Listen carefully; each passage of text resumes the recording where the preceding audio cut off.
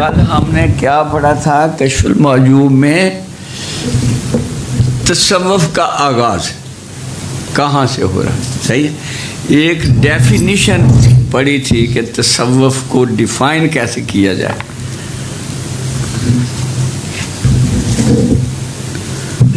اب میں نے سنی ہوئی ہے کل کو سن لیا ٹلے ٹلے پولے پالے پٹواری پالے میں سن لیا. بڑے غور نہ سن. تصوف کی ڈیفینیشن تعلیمات نبوی جو صحابہ صفا کے لیے مخصوص تھیں اس علم کا نام تصوف ہے. راؤ صاحب یاد رہے گا وہ تعلیمات نبوی جو آقا دو عالم صلی اللہ علیہ وسلم نے صحابہ صفا کے لیے مخصوص کی تھی اس علم کا نام تصوف ہے. صحیح. کوئی امپرومنٹ کر سکتا ہے؟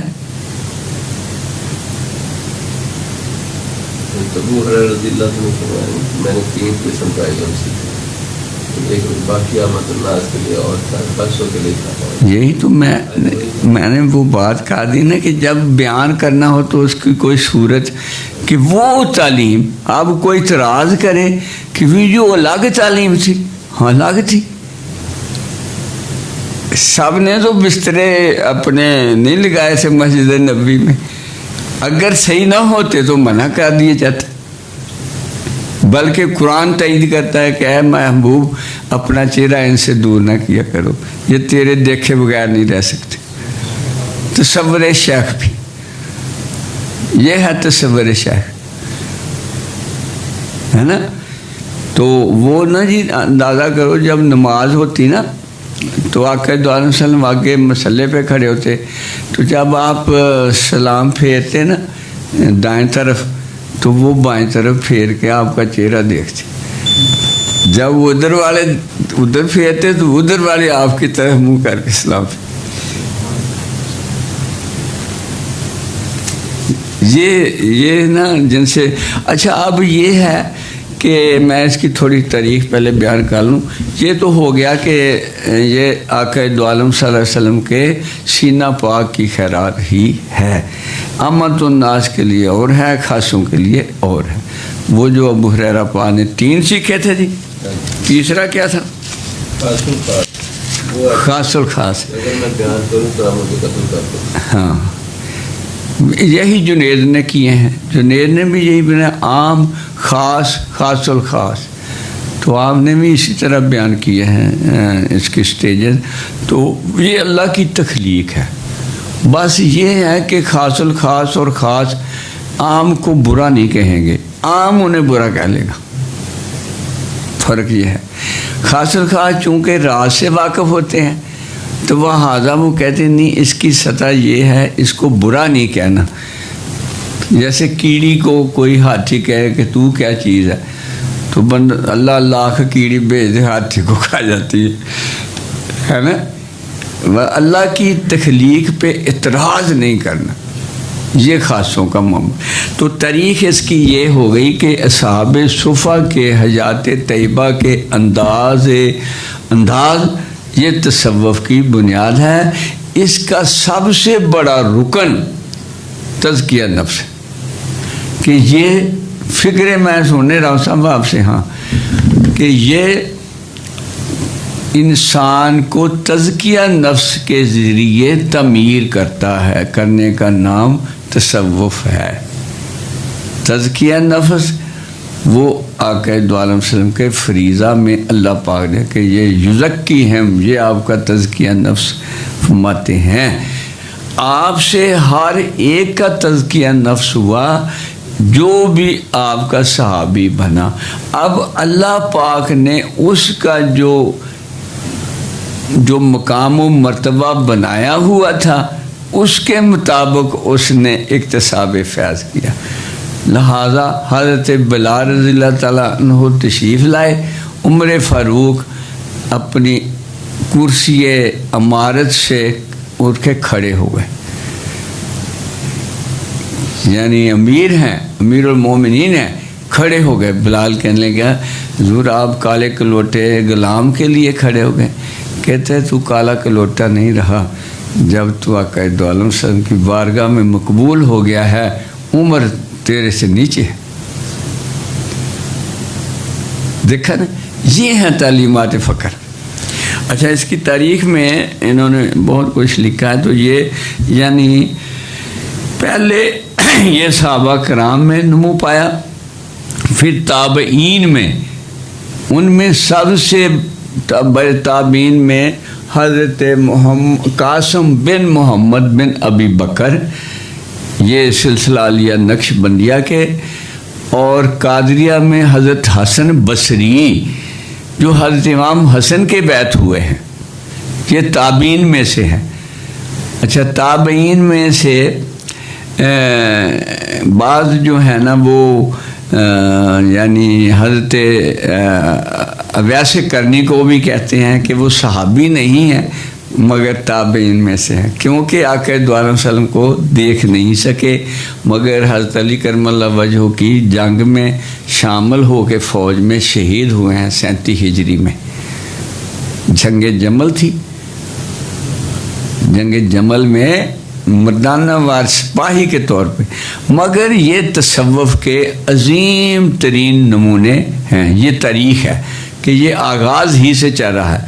ابھی یہ سلسلہ ہے 50 سال تک, کہتے ہیں کہ یہ 34 ہجری سے 150 ہجری تک دور تابعین میں ثابت. تصوف میں 2 بزرگ ہستیاں عظیم و شان ہیں, ایک حضرت اویس کرنی اور دوسرے بزرگ حضرت حسن بصری, اور تیسرے حضرت قاسم بن محمد بن ابی بکر.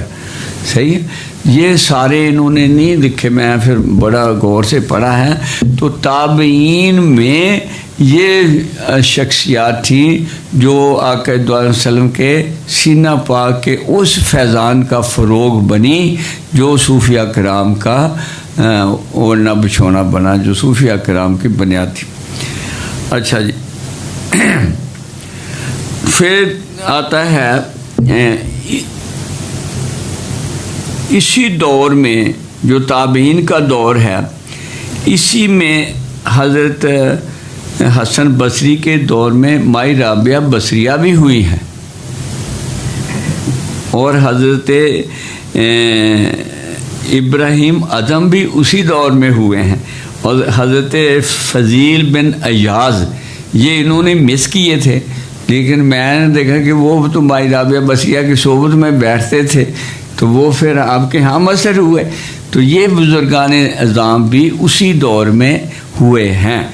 تو اس طرح یہ تابعین کے دور میں یہ درخشندہ ستارے جو ہیں یہ تصوف کے شمع کو جلانے والے وجود تھے. تاریخ صحابہ, آگے تابعین میں, اب ہے تبع تابعین. یہ دور 151 ہجری سے چلتا ہے, اور یہ کافی لمبا دور ہے. اس دور میں سب سے پہلے صوفی ابو الہاشم رحمۃ اللہ علیہ نے جب دیکھا کہ مساجد میں جھگڑے شروع ہو گئے تھے, وہی فکری جو اختلاف, رفع دین اور یہ کرنے جو بنیادی جھگڑے شروع ہو گئے, تو انہوں نے کوفے سے نکل کر کے شام کے ایک علاقے رملہ میں پہلی درسگاہ تصوف کی بنائی. سب سے پہلی جو درسگاہ تصوف کی بنی وہ صوفی ابو الہاشم رحمۃ اللہ علیہ انہوں نے بنائی, کہ وہاں پہ وہ کوئی فرقہ بازی نہیں تھی. خصوصاً اصحاب صفا کی تعلیمات کے نقش بھی باقی تھے, ان کے کردار و عمل کے باقی, و مائی رابعہ بصریہ کے, اور یہ سارے بھی بہت اعلیٰ پیمانے پہ موجود تھے. انہوں نے ان تعلیمات کے فروغ کے لیے رملہ شہر ہے کوئی, وہاں پہ سب سے پہلی تصوف کی درسگاہ بنی. اسی دور میں پھر چلتے چلتے یہ دور 700 یہ ہجری یا اس سے آگے تک چلتا ہے، جس میں بہت بہت اولیاء کرام ہوئے، حضرت جنید ہوئے، سری سکتی ہوئے، معروف کرخی ہوئے، اور حضور غوث پاک ہوئے، حضرت داتا گنج بخش علی حجویری بھی اسی دور میں تبع تابعین کے دور میں ہی ہیں، تو پھر تو بہت زیادہ عروج ہوا، اور مگر اسی میں حضرت شاہ منصور کے بہت زیادہ تعلیمات، ان کو کیا کہہ سکتے ہیں، انتہائی یا کیا کہہ سکتے ہیں، جو انہوں نے زیادہ ڈٹ کے اظہار کیا، باقیوں نے چھپا کے رکھا اور اہل کو بانٹا، انہوں نے سر عام کر دیا، اس کو کیا کہیں گے؟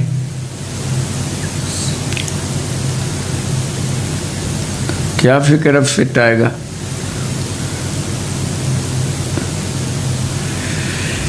زیادہ یعنی وہ کیا کہتے ہیں، کھل کھلا کے بیان کیا نا،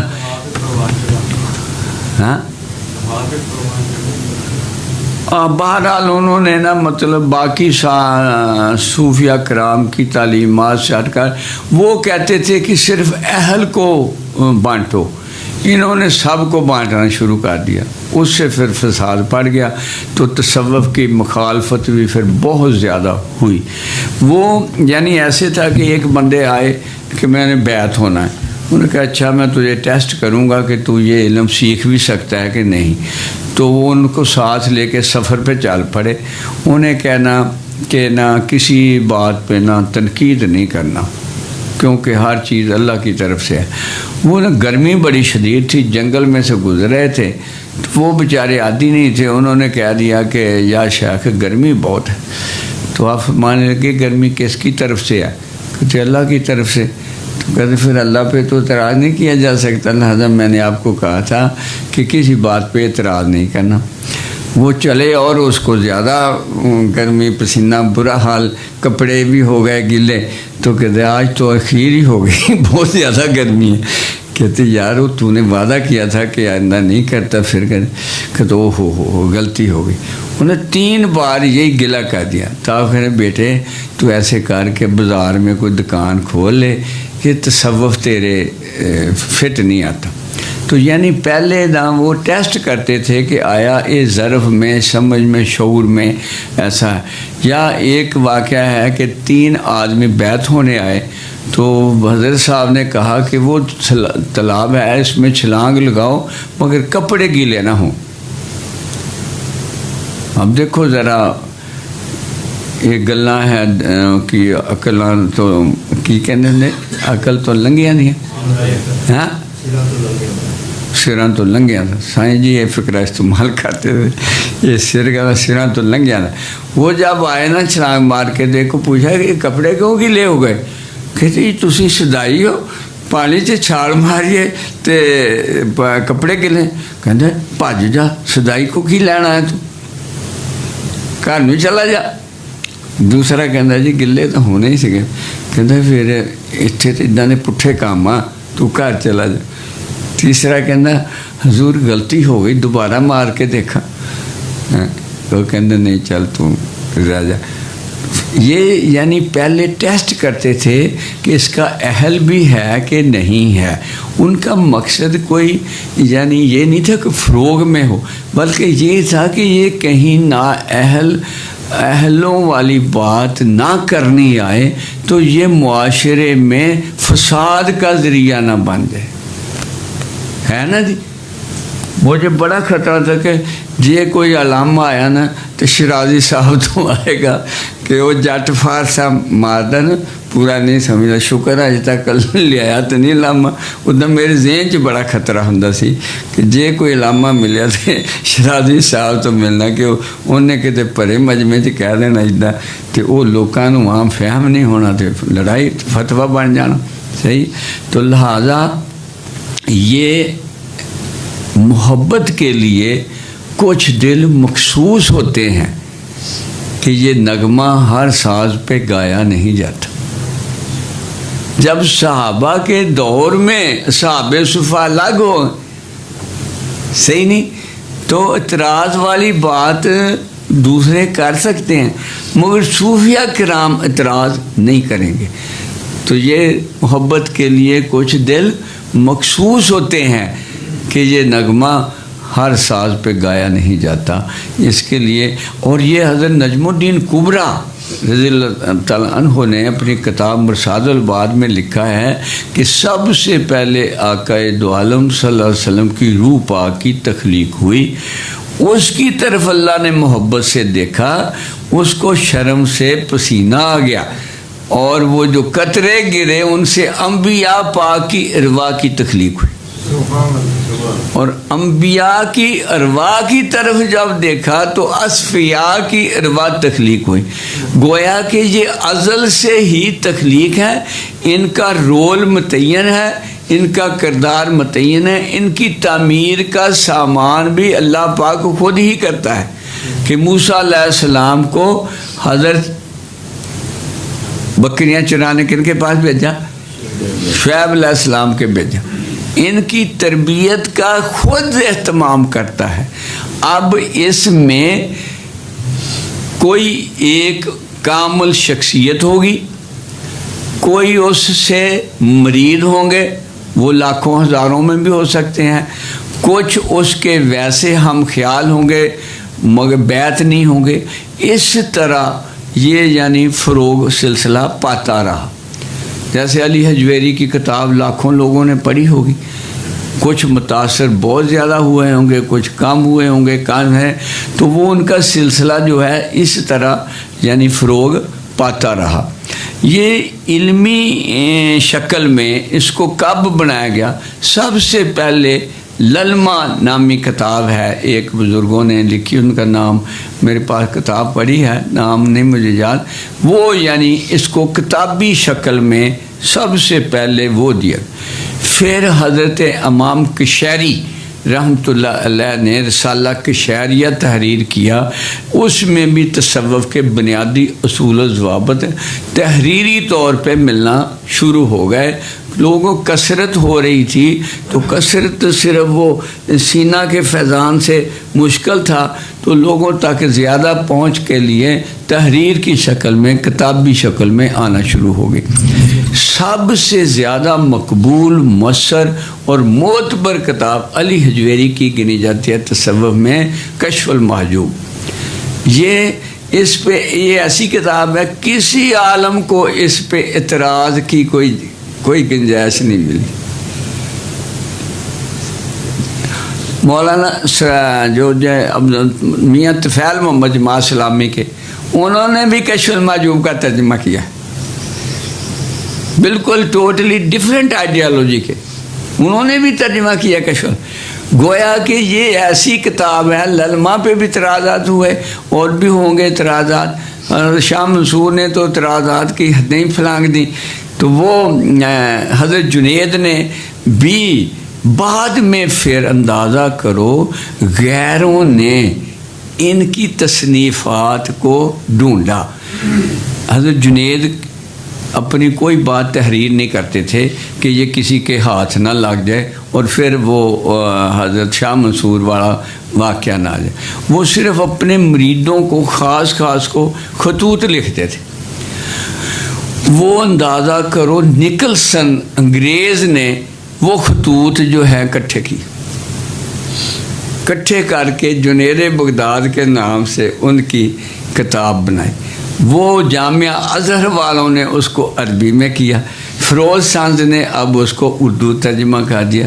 جنید بغداد وہ میرے پاس, یعنی اس طرح پھر کتابی شکل میں یہ تصوف کی تعلیمات آنا شروع ہو گئیں. ادھر علم کی دنیا میں بھی ایسا ہی ہوا. یہ صرف ناب آقا دو عالم صلی اللہ علیہ وسلم نے تو نہیں پڑھایا تھا, کیونکہ آپ نے تو نہیں پڑھایا کسی کو صرف ناب. یہاں اس طرح کی درس و تدریس سیکھے, یہ بناؤ. آپ کے دور کے بعد ضرورت کے مطابق اہل علم نے وہ درس قائم کیے. جامعہ نظامیہ بغداد میں بہت بڑی درس گاہ تھی جہاں علمی تعلیمات کا بندوبست کیا جاتا تھا. ادھر اگنور ہوئیں جب تصوف کی باتیں تو صوفیہ کرام نے اس کو الگ اپنا تعلیمات کو رکھنے کے لیے کہ جو لوگ اللہ نے اس کے لیے بنائے ہیں ان کے لیے کوئی سامان تو ہو. تو پھر وہ حضرت جو ابو الہاشم ہیں انہوں نے درسگاہ بنائی. پھر حضرت جنید کی درسگاہ بہت مشہور گزری ہے. وہ حضرت داتا گنج بخش کے مرشد کریمین میں سے ہیں. تو پھر حضور غوث پاک نے 401 ہجری میں آپ پیدا ہوتے ہیں. ان کے اثرات بہت وسیع، بہت زیادہ یعنی ثابت ہونے والے اور بہت زیادہ قائم ہونے والے، اور اثرات تصوف کو جو فروغ آپ کی شخصیت پاک سے ہوا وہ اور کسی سے اتنا نہ ہوا. وہ حصہ آپ کو ملا. 1 صدی پوری آپ کی عمر مبارک ماشاءاللہ 90 سال ہے. 401 میں رہتے ہیں، اور ہر صدی کے آغاز میں ایک مجدد پیدا ہوتا ہے جو دین میں آئی ہوئی خرابیوں کو دور کرتا ہے. تو پھر حضور غوث ثقلین سے آگے پھر ماشاءاللہ آپ کو پتہ ہی ہے کہ حضرت معین الدین چشتی، حضرت مجدد الفسانی، بہت عظیم شخصیات. حضرت مجدد پاک نے تو اخیر کر دی کہ بادشاہ سے ٹکر لے کے دین الہی کو ختم کیا اور اسلام کو حقیقی روح بخش کے کیا. سارے مغلی پھر ان کے خاندان کے مرید تھے، مگر تھوڑی سی مولویت آ گئی.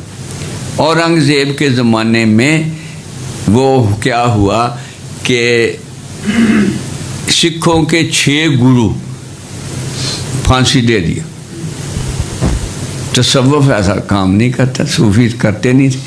وہ تو کہتے کسی کو کہ جو سربراہ ہے اس کو کچھ نہ کہو، وہ تمہارے سربراہ کو کہے گا. وہ جو فساد کے وقت سکھوں نے ہمارے سے بدلہ لیا، وہ ان کے 6 گرو جو اورنگزیب کے زمانے میں علماء کے فتوے پہ شہید کر دیے گئے تھے، مار دیے گئے تھے، کہنا ہے شہید تو نہیں. تو انہوں نے نہرو کے یہ جو تھا نا گاندھی، اس نے ان سکھوں کو یاد کرا دیا اور سکھوں بدلہ لے لو. ورنہ کٹھے صدیوں سے رہے تھے، پیار محبت تھا. سکھوں کو پھر وہ مذہبی جنون چڑھا، انہوں نے پھر مسلمانوں کو بہت زیادہ قتل کیا. وہ نا آپ کو پتہ ہے کہ کیسے میرے اپنے خاندان کے بڑے بندے، ہمارا گاؤں جو تھا وہ خاص سکھوں کا تھا انڈیا میں. تو میں تو نہیں تھا، تو بہرحال بتاتے ہیں کہ وہاں پہ شہر میں میرے ماموں جاب کرتے تھے. ان کو پتہ چلا کہ آج بیرشے پہ سکھوں نے حملہ کرنا ہے، تو وہ بھاگا وہاں سے اور آ کے کہتا، میرے والد صاحب کمیٹی ممبر تھے، جو امن کمیٹی بنی ہوئی تھی کہ شور شاب بنا ہو. اس نے کہا بھائی جان میں نہیں رہنے دینا. وہ بچے لے کے چل، رات کو حملہ ہو گیا، ہمیں لے گیا وہ اپنے گھر. تو حملہ ہو گیا، پھر ابا جی بھی لکھ لگ کے کس طرح پہنچے. تو اس طرح یعنی سکھاں نے انہوں نے یاد کرتا کہ 6 گرو انہوں نے تاڑے مارے سی، وہ دا بدلہ لے لو. انہوں نے پھر بدلہ لیا. جدوں اتوں اتنا آئیاں لاشاں، پھر اتنے مسلمانوں نے بھی پھر سکھاں نو بہت ماریا. پھر جا کے ٹھنڈ پئی انہوں نے بھی ادھر بھی تو ہے ادھر جہے جاندے سی انہوں نے پھر اپنے مسلمانوں نے مارنا شروع کر دیتا. اس طرح یعنی فساد جڑا سی وہ ایک پرامن طریقے نال انتقال آبادی ہو سکتا سی جڑا خون خرابے دی نظر ہو گیا. اور وہ علماء کرام جو مخالف تھے پاکستان کے، انہوں نے فقائد اعظم کو آڑے ہاتھوں لیا کہ لو جی یہ ہوا وہ. اگر آج یہ خطہ نہ ہوتا تو ہمارا کیا حشر ہوتا؟ اگر یہ تھوڑا سا ٹکڑا نہ ہوتا تو سارے اوپر کر کے چل ہی نہیں سکتے تھے. تو تاریخ تصوف یہ ہے کہ یہ ہر آپ کو میں نے یہ یعنی بتایا کہ صحابہ سے تابعین تھے، ان سب سے چلتے چلتے یہ ہے، یہ ہر دور میں صوفیہ کرام کا رول مزین ہے. اور وہ زیادہ ڈسکس ہو رہا ہے، زیادہ پریسر وہ ہے، زیادہ مؤثر وہ رہا ہے.